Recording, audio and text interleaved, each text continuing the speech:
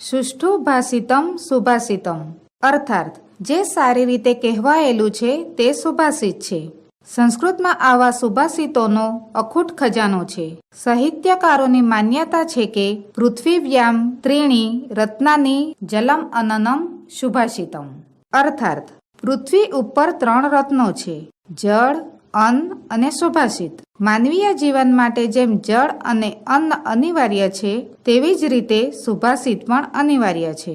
સંસ્કૃતના આ સુભાષિતો માત્ર ભારતીય પ્રજા કે સંસ્કૃતિને અભિવ્યક્ત કરતા નથી, પરંતુ તે તો સમગ્ર માનવ સંસ્કૃતિની ઓળખ કરાવે છે.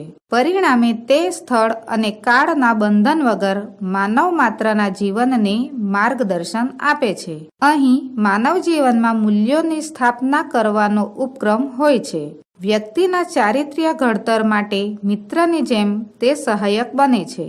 જીવનમાં જે ગ્રહણ કરવા યોગ્ય બાબતો છે તેમનું અનુસરણ કરવાથી માનવને કેવી રીતે સુખ અને આનંદની અનુભૂતિ થઈ શકે છે તેના સરસ ઉદાહરણો પણ આ સુભાષિતો પૂરા પાડતા હોય છે. ટૂંકા વાક્યમાં લાંબી વાત મૂકવાની વિશેષતા તો અહીં છે જ. પ્રસ્તુત પાઠમાં 7 સુભાષિતોનો સંગ્રહ છે, જેમાં સજ્જનોના વચનોનું મૂલ્ય, વૃક્ષોની ઉપયોગિતા, પ્રયત્નપૂર્વક ગુણોની પ્રાપ્તિ, અસ્થિર ચિત્તવાળી વ્યક્તિથી થનારી હાનિ, વ્યક્તિની પરીક્ષાના ઉપાયો, મહાપુરુષોના અનુકરણીય ગુણો અને ધૈર્યવાન માણસના સ્વભાવનું સુચારું વર્ણન કરવામાં આવ્યું છે. આવતીકાલના નાગરિકો અને આજના વિદ્યાર્થીઓમાં જીવનના મૂલ્યો, સદ્ગુણો તેમજ જીવન કૌશલ્યોનું સિંચન કરવાના ઉદ્દેશ સાથે આ સુભાષિત કુસુમો પ્રસ્તુત છે. સ્તબ્ધિસ્તુ લીલયા પ્રોક્તમ શિલાલિખિતમ અક્ષરમ અસબ્ધિહ સપથેનાપી જલે લિખિતમ અક્ષરમ. આ પંક્તિમાં કહ્યું છે કે સજ્જનો દ્વારા તો રમતમાં કહેલું વચન શિલા પર લખેલા અક્ષર જેવું છે. દુર્જનો દ્વારા સોગંદ વડે પણ કહેલું વચન પાણીમાં લખેલા અક્ષર જેવું છે.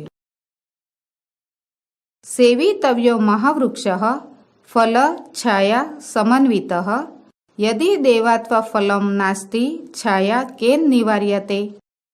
આ પંક્તિમાં કહેવામાં આવ્યું છે કે ફળ અને છાયાવાળા વિશાળ વૃક્ષનું સેવન કરવું જોઈએ. જો ભાગ્યવશાત ફળ ન હોય તો છાયાને કોણ અટકાવી શકે છે? આરોપ્યતે શિલા શૈલે યત્નેન મહતા યથા નિપાત્યતે ક્ષણેનાદઃ તથાત્મા ગુણ દોષયોઃ. આ પંક્તિમાં કહેવામાં આવ્યું છે કે જેમ ભારે પ્રયત્નથી શિલાને પર્વત પર ચડાવવામાં આવે છે, ક્ષણ માત્રમાં તેને નીચે પાડી શકાય છે, તે પ્રમાણે આત્માના ગુણ અને દોષની બાબતમાં છે.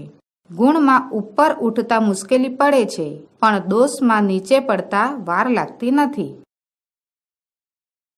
ક્ષણે રુષ્ટ ક્ષણે તુષ્ટ રુષ્ટ તુષ્ટ ક્ષણે ક્ષણે અવ્યવસ્થિત ચિત્તસ્ય પ્રસાદો અપી ભયંકરઃ.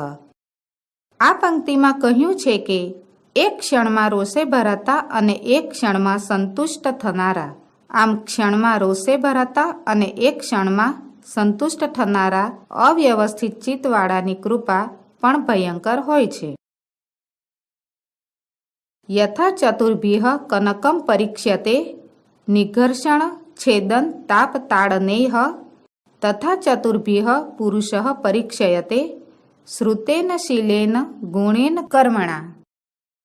આ પંક્તિમાં કહેવામાં આવ્યું છે કે જેમ ઘસવું, કાપવું, તપાવવું અને ટીપવું એ 4 ક્રિયાઓ વડે સોનું પરખાય છે, તેમ જ્ઞાન, ચારિત્ર્ય, ગુણ અને કર્મ એ 4 વડે પુરુષની પરીક્ષા કરાય છે.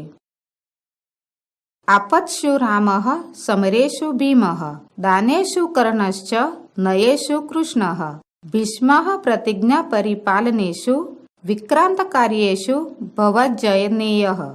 આ પંક્તિમાં કહેવામાં આવ્યું છે કે આપત્તિઓમાં રામ, યુદ્ધોમાં ભીમ, દાન કાર્યોમાં કર્ણ, નીતિઓમાં કૃષ્ણ, પ્રતિજ્ઞાનું પાલન કરવામાં ભીષ્મ અને પરાક્રમના કાર્યોમાં અંજના પુત્ર હનુમાન થજે.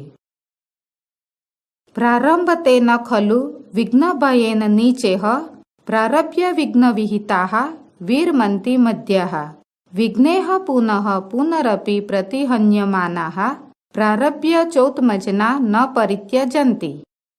આ પંક્તિમાં કહ્યું છે કે વિઘ્નના ભયથી નીચ માણસો વડે ખરેખર કાર્યનો આરંભ કરાતો નથી. કાર્ય શરૂ કરીને વિઘ્નોથી હેરાન પરેશાન થતા મધ્યમ પ્રકારના માણસો અટકી જાય છે અને વિઘ્નોથી ફરી ફરીને હેરાન થવા છતાં ઉત્તમ પ્રકારના માણસો આરંભેલું કાર્ય છોડી દેતા નથી.